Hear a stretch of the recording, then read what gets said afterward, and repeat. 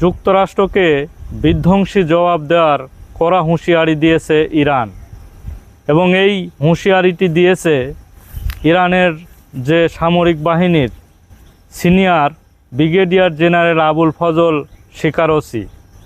তিনি এই জবাবটি দিয়েছেন এক সংবাদ মাধ্যমে।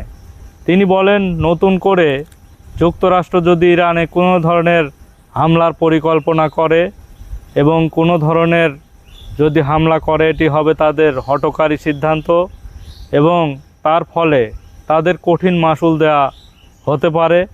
এবং তিনি জানিয়েছেন এবার যুক্তরাষ্ট্রকে বিধ্বংসী জবাব দেওয়া হবে। অর্থাৎ যুক্তরাষ্ট্র যদি কোনো ধরনের আক্রমণ ইরানে এখন চালায়, তাহলে তাদের বিধ্বংসী জবাব দেওয়ার জন্য প্রস্তুত রয়েছে ইরানের সামরিক বাহিনীর মধ্যে।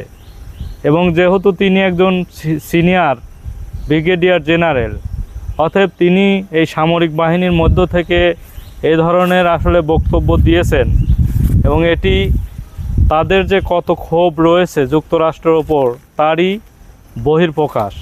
অতএব ডোনাল্ড ট্রাম্প সহ তিনি আরও বলেন যে যুক্তরাষ্ট্রের ডোনাল্ড ট্রাম্প সহ যে বিভিন্ন সোশ্যাল মিডিয়া তারা বক্তব্য দিচ্ছে, এটি তাদের আসলে অবাস্তব পরিকল্পনা।